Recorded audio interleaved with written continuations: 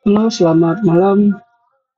Perkenalkan, nama saya Firmansyah Martua Sitompul dengan NIM 240101020023 dari program Sistem Informasi, dan malam ini saya akan membuat presentasi terkait dengan tugas untuk menyelesaikan tugas UAS di semester genap tahun 2024-2025. Penjelasan pada kali ini membahas tentang pemanfaatan e-bisnis dalam penjualan produk edukatif anak.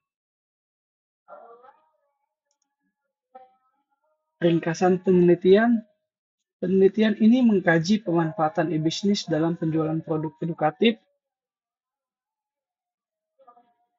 serta mengidentifikasi faktor-faktor yang mendukung dan menghambat keberhasilannya. Tujuan lainnya adalah merancang model strategi pemasaran digital berbasis e-bisnis yang sesuai dengan karakteristik pasar produk edukatif anak. Lalu metode penelitian yang digunakan adalah metode deskriptif, kualitatif dengan pendekatan studi kasus. Data yang dikumpulkan ini melalui observasi, wawancara mendalam dengan pelaku usaha, serta dokumentasi aktivitas penjualan digital. Penelitian ini dilakukan dalam beberapa tahapan. Yang pertama, identifikasi kebutuhan dan permasalahan. Yang kedua, analisis pemanfaatan e-bisnis. Dan yang ketiga, perancangan strategi e-bisnis yang sesuai. Dan yang keempat, evaluasi efektivitas strategi melalui uji coba terbatas. Tingkat kesiapterapan teknologi dari penelitian ini berada pada level 4 hingga 6. Pada TKT 4, fokus penelitian berada pada validasi komponen utama strategi bisnis berdasarkan studi literatur dari data empiris. Selanjutnya, pada TKT 5 dan 6, dilakukan pengujian awal terhadap rancangan model dalam konteks operasional terbatas untuk melihat sejauh mana efektivitasnya dalam meningkatkan penjualan dan keterlibatan pelanggan.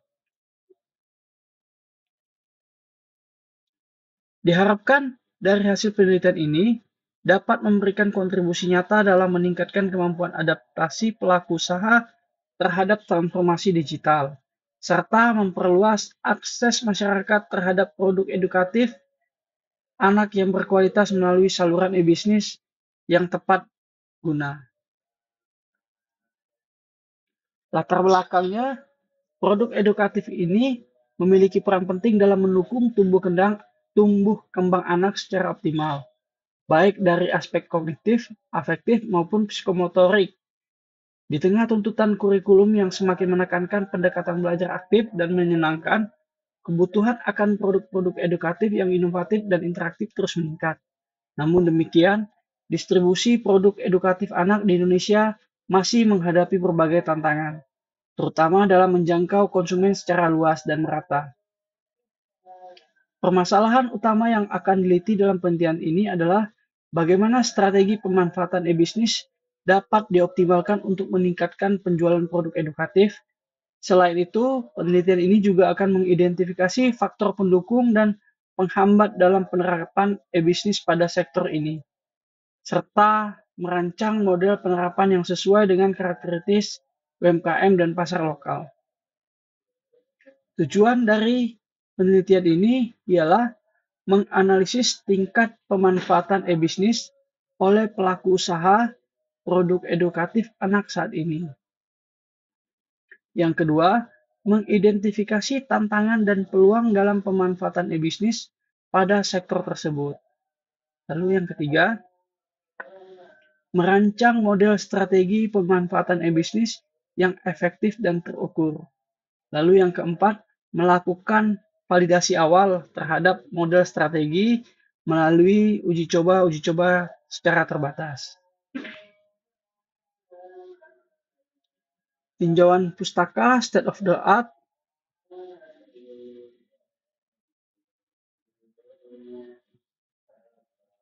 Dalam satu dekade terakhir, pemanfaatan e-bisnis telah menjadi strategi utama dalam meningkatkan penjualan produk edukatif anak. Platform digital seperti e-commerce, aplikasi pembelajaran, dan media sosial memungkinkan pelaku usaha menjangkau pasar yang lebih luas dengan biaya operasional yang lebih efisien. Studi oleh Yanto et al.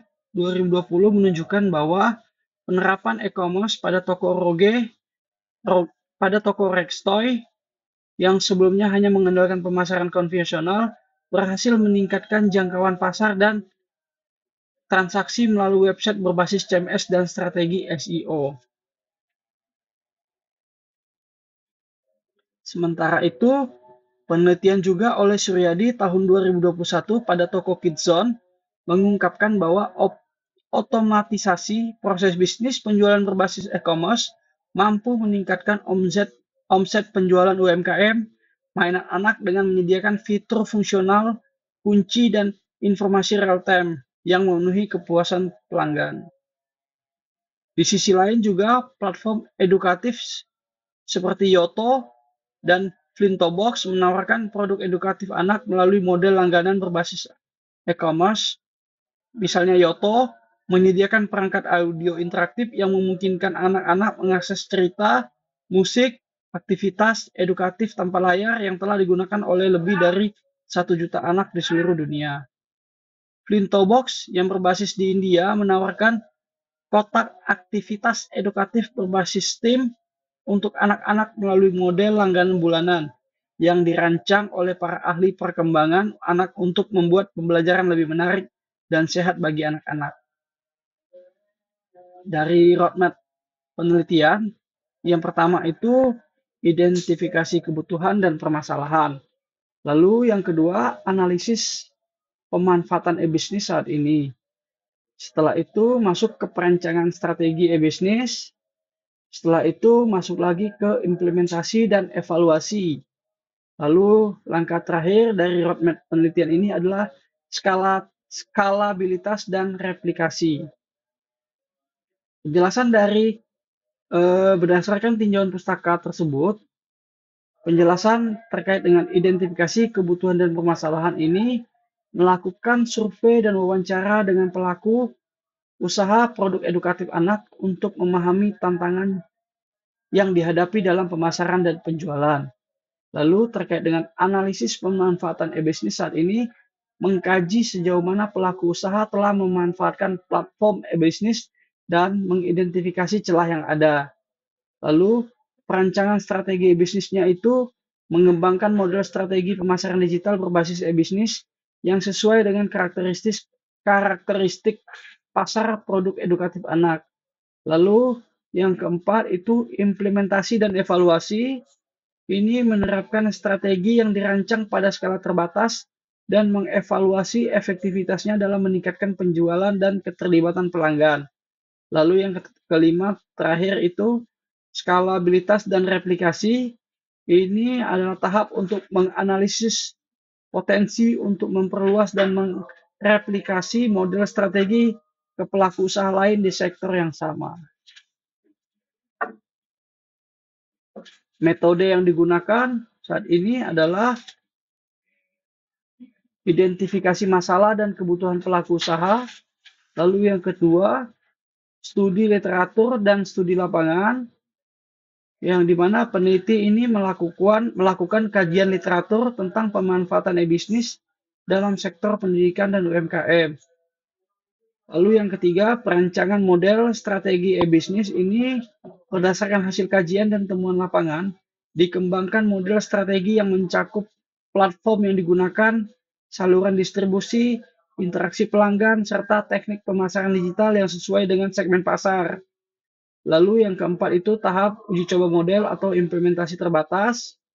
Ini menerapkan secara terbatas 1 atau 2 pelaku usaha untuk melihat efektivitas awal dan keterapannya dalam praktek.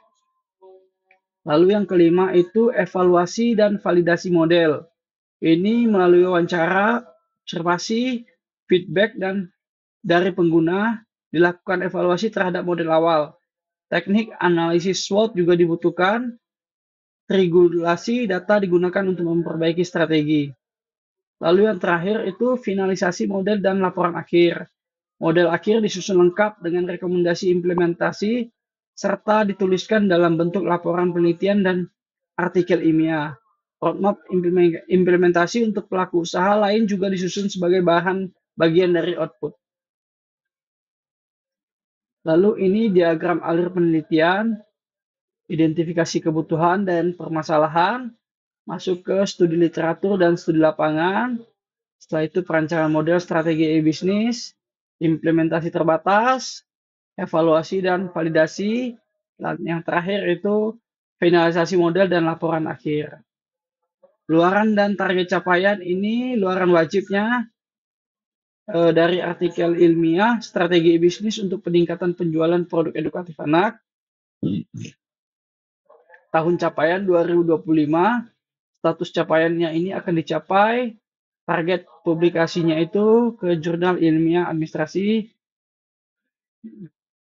Lalu luaran tambahan, buku digitalisasi penjualan produk edukatif anak, panduan praktis bagi UMKM.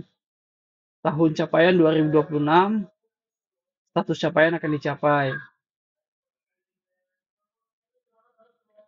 Lalu rencana anggaran dan biaya ini ada honorarium tim peneliti, biaya pengumpulan data, bahan habis pakai dan perlengkapan, biaya pengolahan dan analisis data, publikasi artikel, pembuatan buku, dokumentasi dan diseminasi, biaya administrasi dan administrasi lainnya.